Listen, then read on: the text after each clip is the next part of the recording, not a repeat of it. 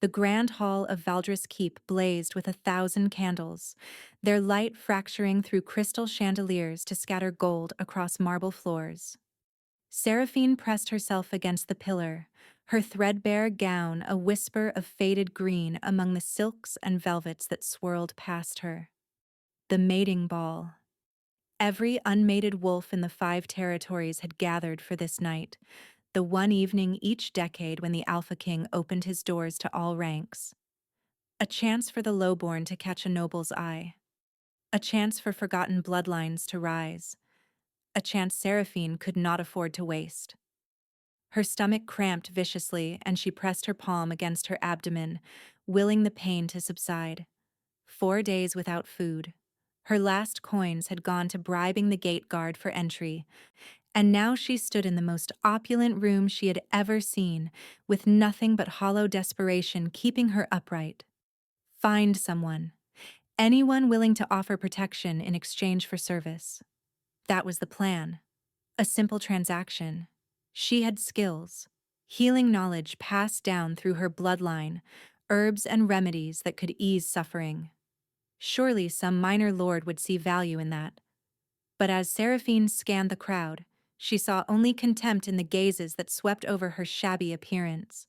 Her copper hair hung limp around a face made gaunt by hunger, her green eyes too large in her thin face.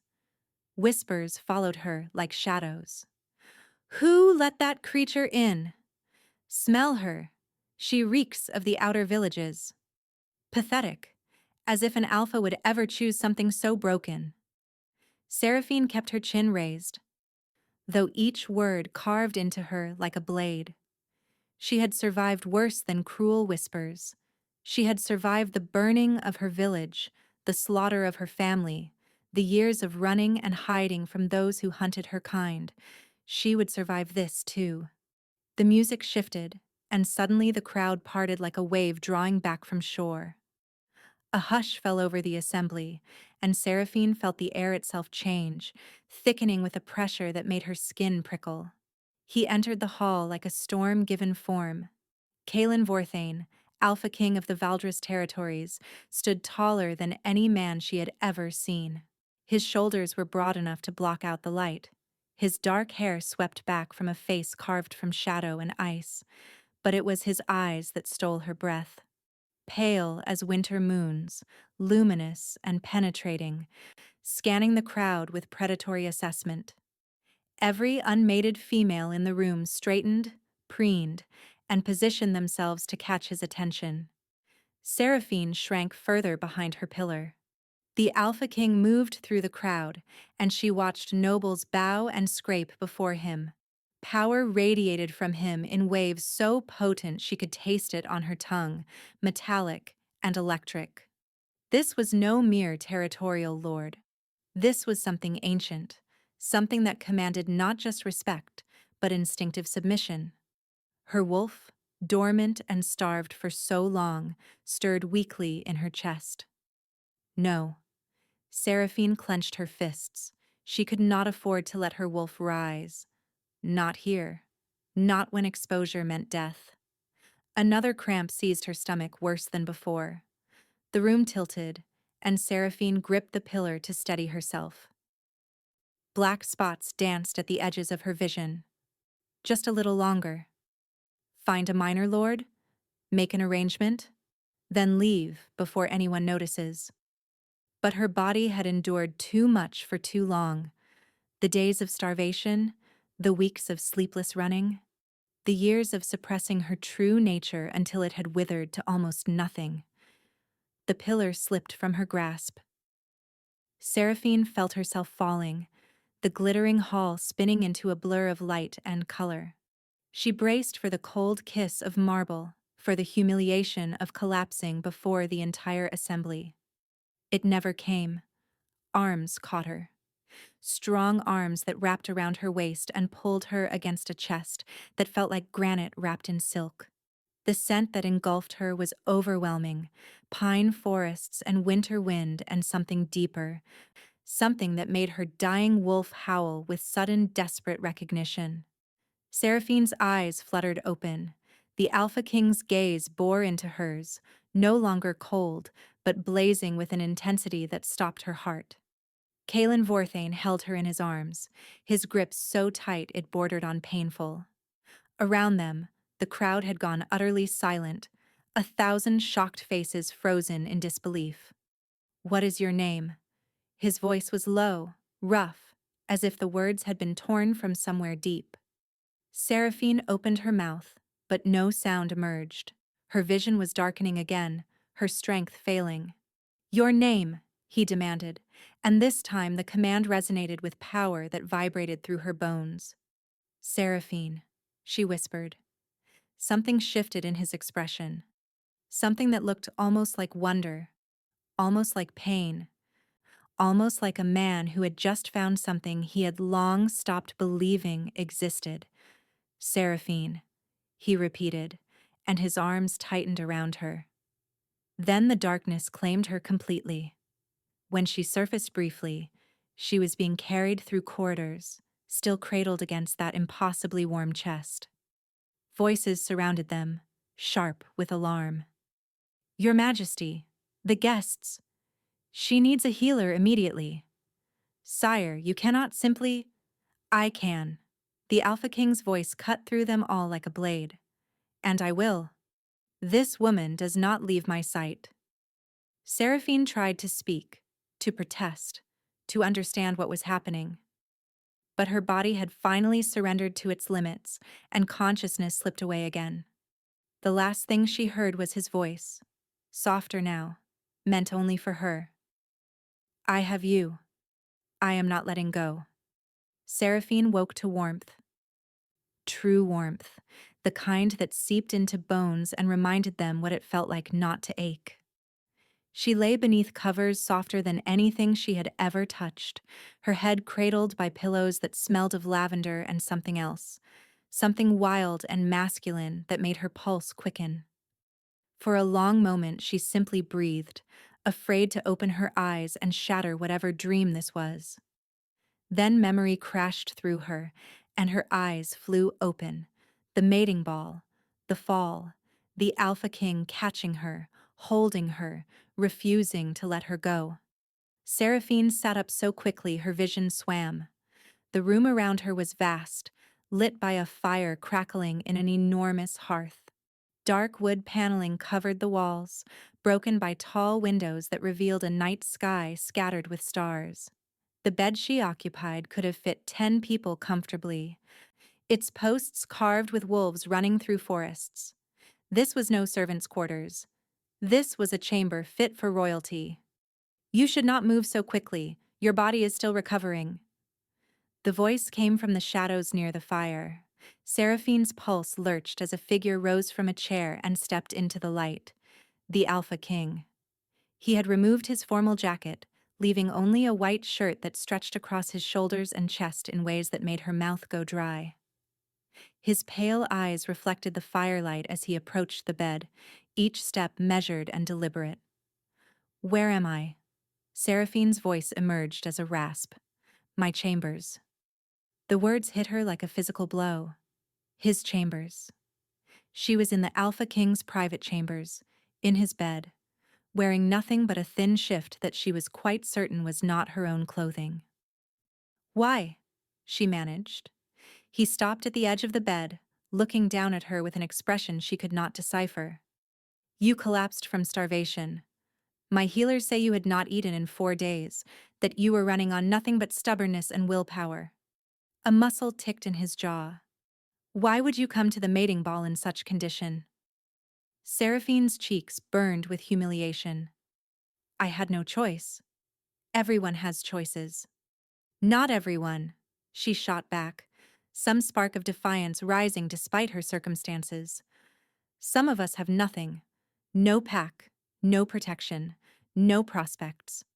The ball was my only chance to find someone willing to take me on as a servant in exchange for shelter." The Alpha King's eyes narrowed. "A servant? I have healing knowledge, herb lore passed down from my grandmother. I thought perhaps a minor lord might find use for—" "You came seeking to sell yourself into servitude?" "I came seeking to survive." Seraphine lifted her chin, refusing to cower before his intensity. Not all of us have the luxury of castles and feasts and balls. Some of us are just trying to live another day. Silence stretched between them, taut as a bowstring. Then, slowly, the Alpha King lowered himself to sit on the edge of the bed. The mattress dipped beneath his weight, and suddenly he was close, too close, near enough that she could see the individual striations in his luminous gaze. "What pack do you come from?" Seraphine's stomach tightened. The question she had dreaded, the answer that could destroy her. "None," she said carefully. "I am packless. An orphan." "Orphaned how?" "A fire."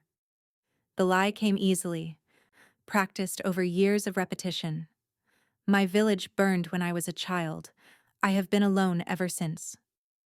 The Alpha King studied her face with an intensity that made her feel stripped bare. "You are lying to me." Seraphine's lungs seized. "Your pulse quickened when you spoke of the fire," he continued, his voice soft but implacable. "Your scent shifted. You are hiding something, Seraphine." Hearing her name in his voice sent an unexpected shiver down her spine. "Everyone hides something. Not from me." He leaned closer, and she caught his scent again, that intoxicating blend that made her wolf stir restlessly. "I am the Alpha King. My territory spans 5 regions. My wolves number in the thousands.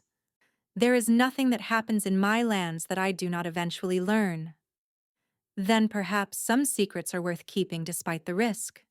His lips curved, the barest hint of a smile that transformed his severe features into something almost devastatingly handsome. "You have courage. I will grant you that. Most wolves cannot meet my eyes for more than a moment. You have been glaring at me since you woke." Seraphine realized with a start that she had indeed been holding his gaze, something that should have been impossible given the dominance he radiated. Her wolf should have been cowering, submitting. Instead, she was pressing forward, yearning toward him with a hunger that had nothing to do with food. "What is wrong with me?" A knock at the door shattered the moment. The Alpha King's head turned, irritation flickering across his features. "Enter." A young servant girl appeared, her dark hair braided neatly, her eyes carefully downcast.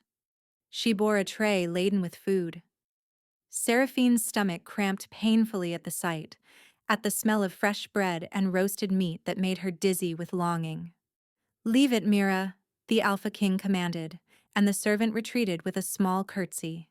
He rose and retrieved the tray himself, placing it on the bed beside her. "Eat, slowly, or you will make yourself ill." Seraphine stared at the food, then at him. "Why are you doing this?" "Doing what?" "Caring. Feeding me. Keeping me in your own chambers." She shook her head. "I am no one. A starving vagrant who collapsed at your ball. You should have had me thrown out, not—" "Eat," he interrupted, his tone brooking no argument. "We will discuss the rest when you have regained your strength." Seraphine wanted to argue, to demand answers, but her body betrayed her. Her hands were already reaching for the bread, tearing off a piece and bringing it to her lips. The first bite was transcendent, the second even better. And within moments she had forgotten everything but the desperate need to fill the emptiness inside her. The Alpha King watched her eat in silence, his winter gaze never leaving her face. When she finally slowed, her stomach full for the first time in longer than she could remember, exhaustion crashed over her in a wave. Her eyelids grew heavy despite her efforts to keep them open. "Sleep," he said quietly. "You are safe here." "Why?" she asked again, the words slurring as consciousness began to fade. He did not answer immediately, but as Seraphine slipped toward sleep, she thought she heard him murmur something, his voice rough with an emotion she could not name. "Because my wolf will not allow me to let you go." 3 days passed in a haze of sleep and food and slow returning strength. Seraphine learned the rhythms of the Alpha King's chambers, the way morning light filtered through the tall windows, the sounds of the castle coming alive beyond the heavy doors. Mira, the young servant girl, came and went with meals and fresh clothing, her manner kind despite her careful formality. She also learned that Kaelin Vorthane was rarely present. He came each evening as darkness fell, taking up his position in the chair by the fire, asking careful questions about her recovery. But he kept his distance, a deliberate space between the chair and the bed that felt like a chasm. Seraphine should have been grateful for that distance. Instead, she found herself watching the door as twilight approached, her pulse quickening at the sound of his footsteps in the corridor. What is happening to me? On the third evening, she gathered her courage. I need to leave. The Alpha King's eyes lifted from the book he had been pretending to read. Leave. I have imposed on your hospitality long enough. I am well enough to walk now, to find work somewhere. You have your duties, your kingdom. Surely you do not have time to tend to a stray vagrant. Something flickered in his pale gaze. You are not a vagrant. Then what am I? The question hung between them, heavy with implications neither of them voiced. Tell me about your healing knowledge, he said, instead of answering. You mentioned herb lore from your grandmother. Seraphine hesitated. This felt like dangerous territory, but she could not identify why. My grandmother was a healer. She taught me to recognize plants, to prepare remedies, to treat wounds and fevers and ailments of the spirit. Ailments of the spirit? Sometimes illness comes from grief, or fear, or heartbreak. The body and soul are connected. One cannot heal without addressing both. The Alpha King set his book aside and rose from his chair. Seraphine forgot to breathe as he approached, his movements fluid and predatory. My healers examined you while you slept, he said. They found something unusual. Ice cascaded through her veins. Unusual? Your wolf. He stopped at the foot of the bed, his luminous stare pinning her in place. It is there, but barely. Suppressed so deeply they thought at first you might be human. But you are not human, Seraphine. Your wolf is simply starving. Seraphine's hands twisted in the bed covers. Some wolves are weaker than others. This is not weakness. This is deliberate suppression. You have been forcing your wolf into dormancy, denying its existence. His voice dropped lower. Why? I do not know what you are talking about. More lies. He moved closer, and now he was at the side of the bed, looming over her with an intensity that stole her breath. Every time you evade my questions, your scent changes. It is intoxicating, watching you try to deceive me. Seraphine's heart hammered against her ribs. Please. Some secrets are kept for survival, not deception. Survival from what? She could not answer. To speak the truth would be to sign her own death warrant. Women like her, wolves with her particular gifts, had been hunted to extinction. Or so the world believed. The Alpha King studied her face for a long moment. Then slowly he sat on the edge of the bed. The mattress dipped. Seraphine felt the heat of him through the covers, smelled that devastating scent that made her starved wolf whimper with longing. When I caught you at the ball, he said quietly, something happened. Seraphine held her breath. My wolf recognized you, not as a stranger, not as a potential conquest, but as something else entirely, something it has been searching for since I came of age. His pale eyes met hers, and she saw turmoil there, a war between control and something wilder. Do you know what that means? She shook her head, though some treacherous part of her already knew. Neither do I, he admitted. I have taken hundreds of women to my bed over the centuries. Not one of them triggered this response. My wolf has never wanted to claim, to keep, and to protect. Until you fell into my arms and suddenly it was ready to tear apart anyone who looked at you wrong. Seraphine's mouth went dry. You are the Alpha King. Surely you can control. I am controlling it. His voice roughened. Every moment of these 3 days, I have been fighting the urge to touch you, to mark you, to ensure that no other wolf could ever have you. I sit in that chair instead of beside you, because if I come any closer, I am not certain I can stop myself. The admission hung in the air, raw and honest and terrifying. I am no one, Seraphine whispered, a starving orphan with nothing to offer. You are the only woman my wolf has ever chosen. That does not mean you have to. His hand moved, and suddenly his fingers were cupping her jaw, tilting her face toward his. The touch was gentle but electric, sending sparks cascading through her nervous system. What are you hiding from me, Seraphine? She should pull away. She should lie again, deflect, protect herself the way she had for years. Instead, she found herself leaning into his touch, her wolf surging forward with desperate intensity. Something that would make you hate me, she heard herself say. Impossible. You do not know. Then tell me. Seraphine opened her mouth, though whether to confess or lie she never discovered. Because at that moment, the door burst open, and a guard rushed in with panic written across his face. Your Majesty, forgive the intrusion, but there has been an attack. The eastern border, Lord Fenwick's forces have crossed into our territory. The Alpha King's expression transformed instantly, the tender intensity replaced by cold command. He released Seraphine's face and rose in a single fluid motion. Casualties? Unknown, sire. The messenger barely escaped. He speaks of fire and slaughter, of something unnatural leading the assault. Those winter eyes flickered back to Seraphine for just a moment. She saw the war within him, duty against desire, and kingdom against this inexplicable pull between them. I must go, he said. Of course. Seraphine's voice emerged steadier than she felt.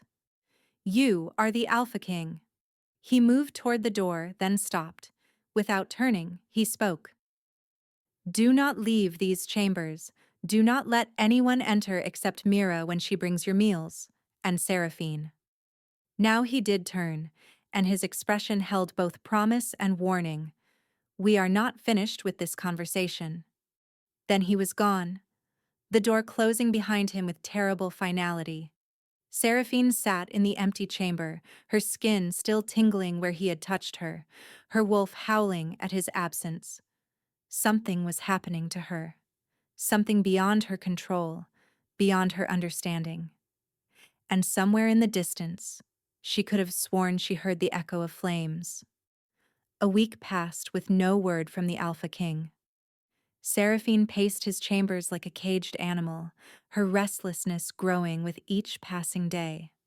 Mira brought meals and news in equal measure, her whispers painting a picture of war spreading across the eastern territories.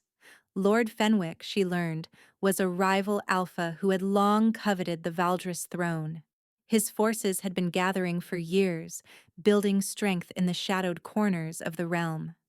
But it was not his armies that had Mira frightened. They say he is allied with darklings, the young servant whispered as she set down Seraphine's breakfast tray.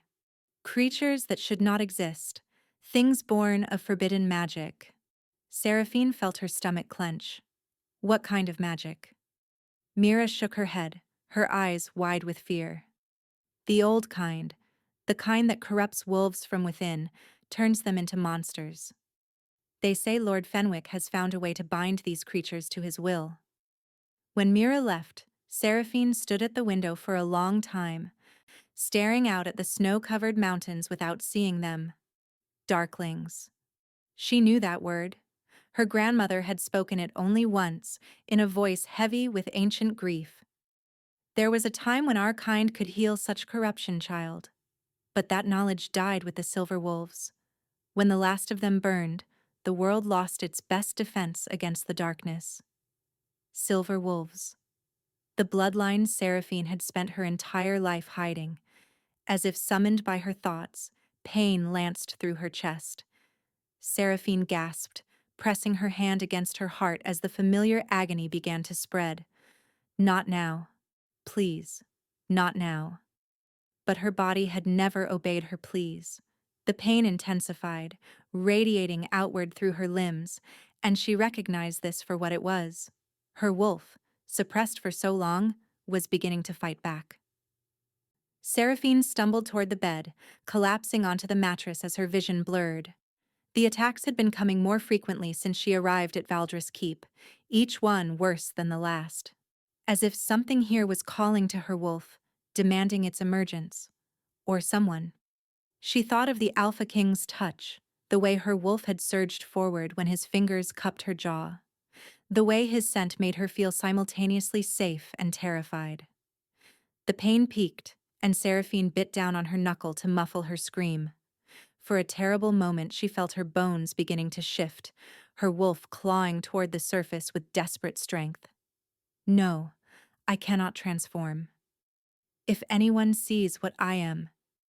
She forced it down, channeled every ounce of her will into suppression, into maintaining the careful prison she had built around her true nature. The wolf retreated, whimpering. The pain faded. Seraphine lay gasping on the bed, drenched in sweat, trembling from exertion. Each time this happened, suppression grew harder. Each time, her wolf grew angrier at being denied.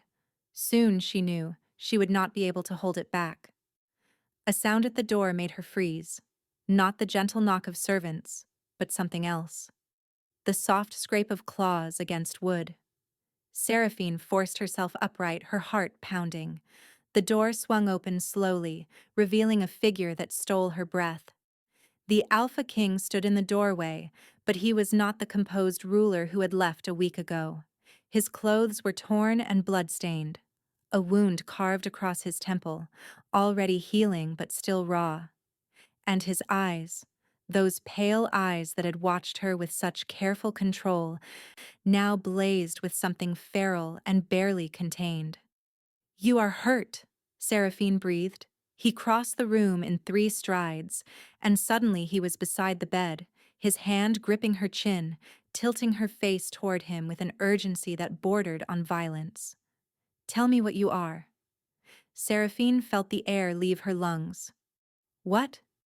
"I have spent a week fighting darklings, creatures that should have torn my armies apart."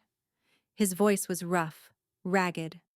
"But every time I faced one, something happened. Power that was not my own rose up to meet them. Silver light that burned them from within." His grip tightened, not enough to hurt, but enough to make clear he would not accept evasion.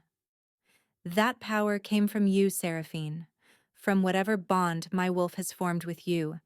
So I will ask one more time." His luminous gaze bore into hers.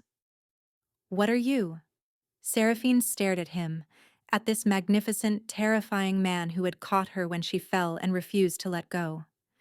She thought of her grandmother's warnings. She thought of the hunters who had killed her family.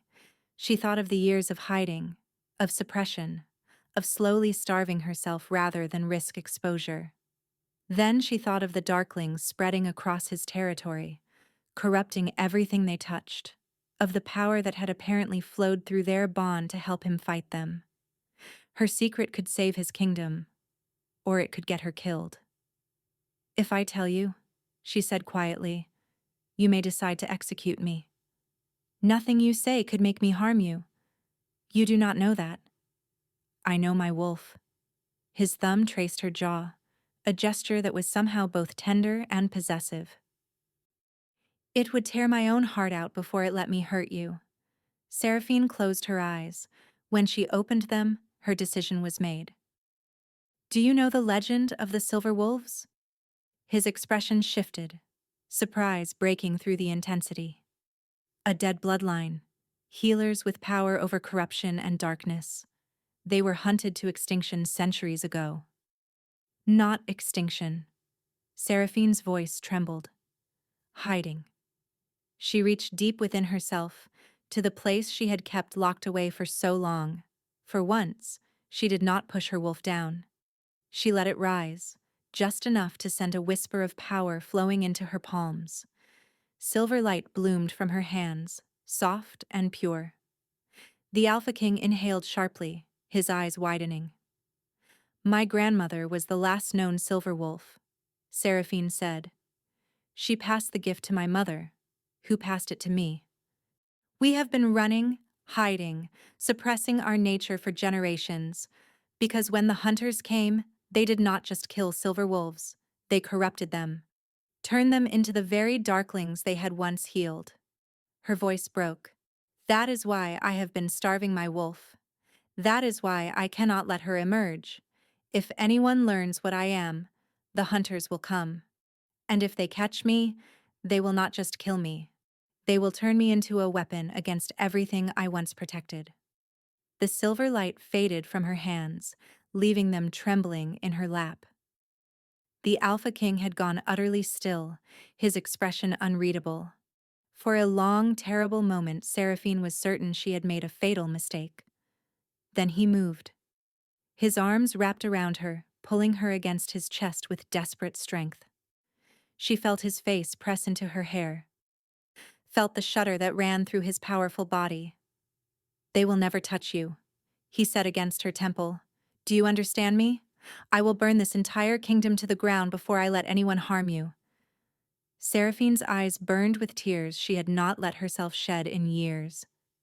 You should not make such promises. I am the Alpha King. His voice softened. My promises are law. Kalen.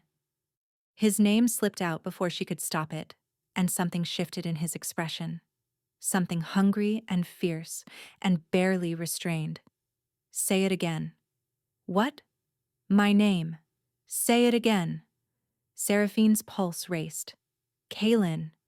He made a sound that was more growl than word, his hand sliding into her hair and tilting her head back. For one breathless moment she thought he was going to kiss her. Instead, he lowered his face to her throat, inhaling deeply. You are mine, he said against her skin, and the words resonated with a power that vibrated through her bones. Whatever you are, wherever you came from, whatever darkness hunts you, you are mine, and I protect what is mine. His lips brushed the sensitive spot where her neck met her shoulder, and Seraphine gasped at the sensation that shot through her. One day soon, he murmured, I am going to mark you right here. Claim you so thoroughly that every wolf in existence knows you belong to me. His teeth grazed her skin, and Seraphine's wolf surged forward with such desperate intensity that silver light flickered at the edges of her vision. Then, with visible effort, the Alpha King pulled back. His eyes were no longer pale but molten gold, his wolf pressing against the surface of his human form. He was breathing hard, his hands trembling where they still gripped her arms. Not yet, he said roughly. Not until you choose it. Not until you understand what it means. What does it mean? He released her and stepped back, putting distance between them that felt like physical pain. It means forever, Seraphine, a bond that cannot be broken by death itself. It means my soul bound to yours for eternity. His golden eyes burned into hers. I will not take that from you without your consent, no matter how much my wolf demands it. He turned and strode toward the door, pausing at the threshold. Rest tonight. Tomorrow, we begin your training. Training? Your wolf has been starved and suppressed for too long. If you are to survive what is coming, you must learn to let her free. He glanced back, and his expression held both promise and warning. And Seraphine, the next time you feel an attack coming on, do not fight it alone. Call for me. Then he was gone. Seraphine pressed her hand against her racing heart, against the spot on her neck that still tingled from his touch. Everything had changed. Her secret was exposed, her carefully constructed walls crumbling around her. And beneath the fear and uncertainty, her wolf was singing with something that felt dangerously close to joy. The training began at dawn. Seraphine stood in a private courtyard deep within Valdris Keep. snow crunching beneath boots that were finer than any she had ever owned. The Alpha King had sent an entire wardrobe to his chambers overnight. Kalen stood across from her, having shed his royal finery for simple dark leathers that did nothing to diminish his presence. If anything, stripped of the trappings of kingship, he looked more dangerous. "Your wolf has been caged for years," he said. "We cannot undo that damage in a day, but we can begin teaching her to trust you again. What if I cannot control her? Then I will be here." He stepped closer. "My wolf can match yours. Close your eyes. Feel your wolf. Not the cage, but her." Seraphine reached toward that presence with something that was not quite thought. An invitation. Her wolf surged forward. Silver light exploded behind her eyelids. Senses expanded beyond anything she had experienced since childhood. She could smell him, pine and winter wind, and power. Mate. The word rose unbidden. Then pain lanced through her chest. Her bones began to shift. Her wolf was trying to complete the transformation.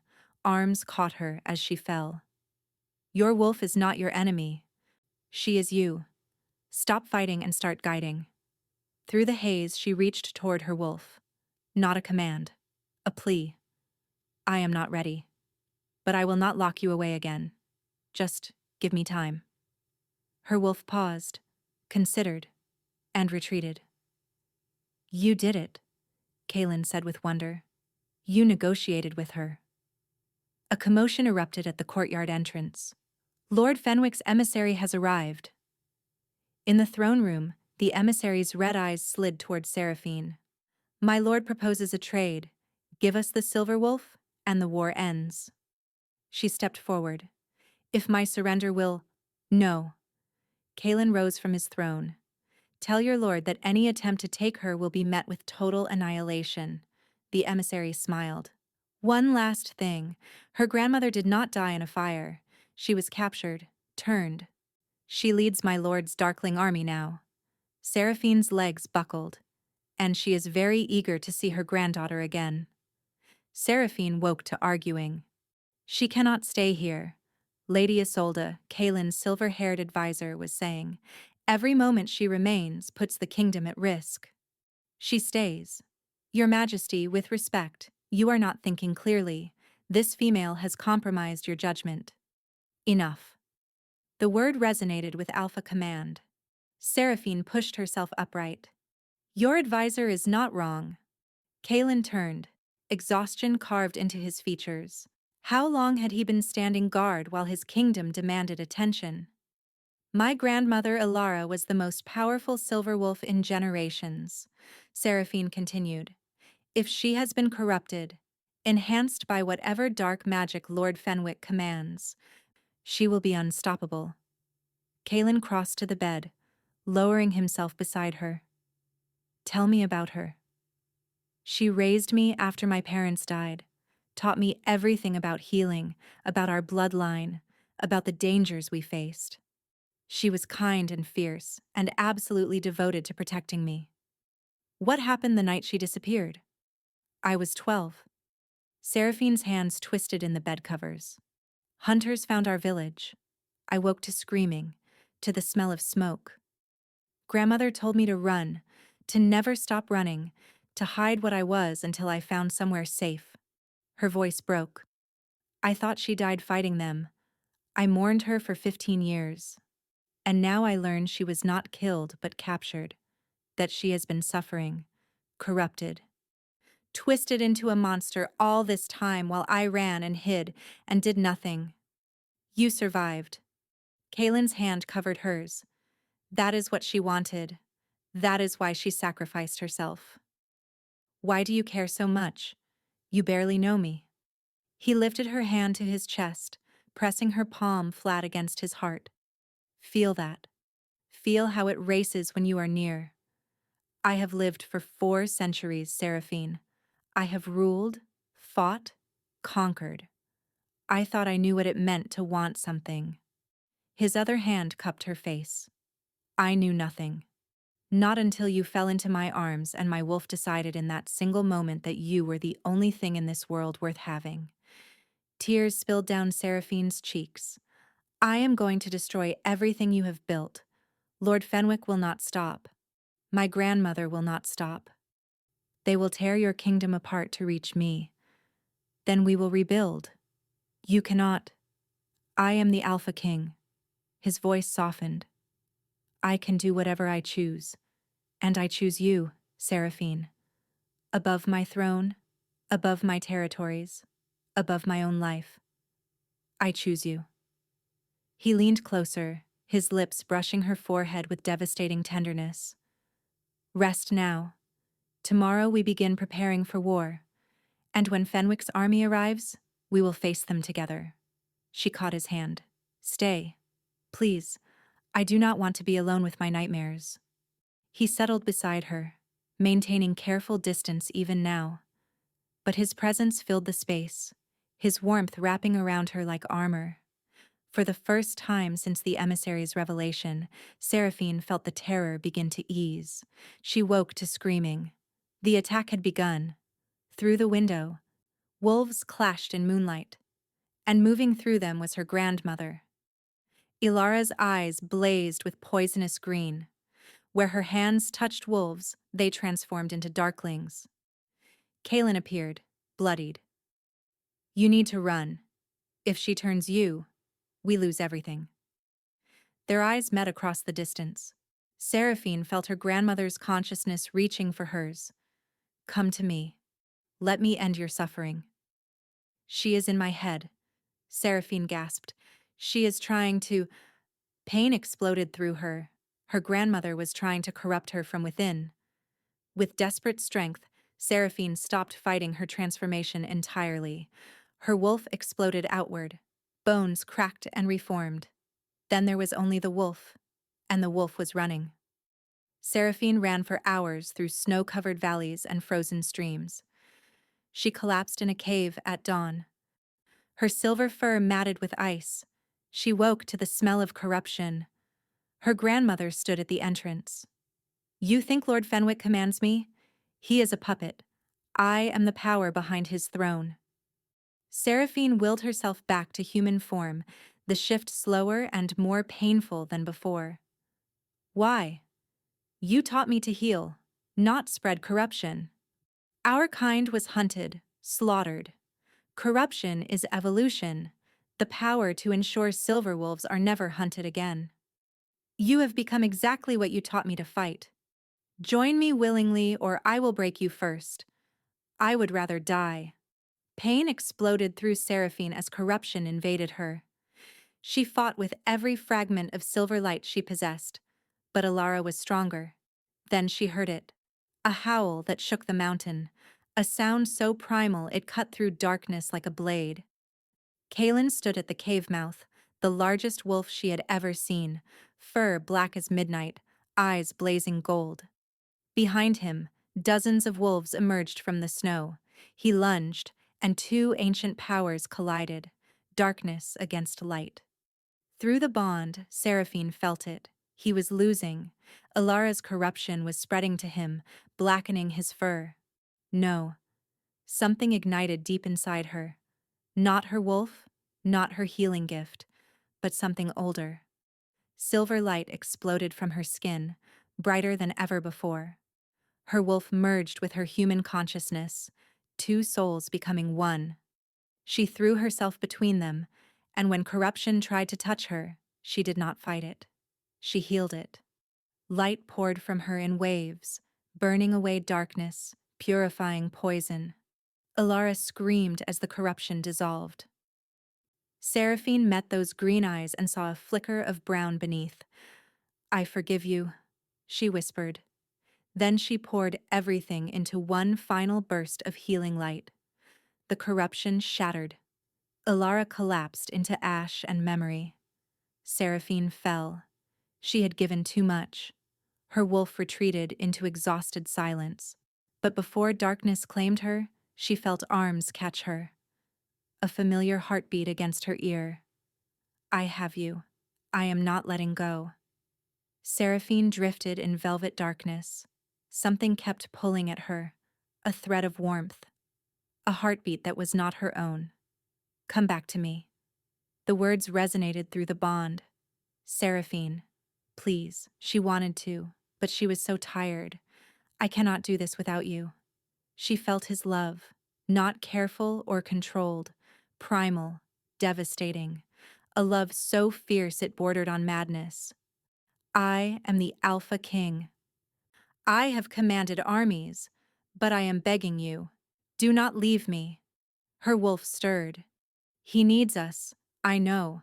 Then why do we linger here? Because I am afraid of what I have become. We were never meant to stay the same. We were meant to transform. And what are we becoming? His mate, his equal, his queen. Seraphine reached for the bond and pulled. The darkness shattered. She woke gasping. Kaelin looked destroyed, eyes red-rimmed, cheeks wet with tears. Seraphine, thank the gods. How long? 3 days. Your heart stopped twice. Every time you faded, I pulled you back. Through the bond? Through sheer stubbornness. A ghost of a smile. I refused to let you go. Tears spilled down her cheeks. I love you. He went utterly still. I love you, Kaelin Vorthane. I love your stubbornness and your possessiveness, and how you believed in me when I could not believe in myself. He pulled her into a crushing embrace. I love you. I have loved you since the moment you fell into my arms. I will love you until the stars burn out. He pulled back. Will you let me claim you? Complete the bond? Become my mate in truth? She thought of everything that had brought her here. The years of hiding. The grandmother she had lost. Then she thought of what lay ahead. A kingdom that needed healing. A lifetime of purpose. Yes. This will hurt. The claiming creates a permanent bond.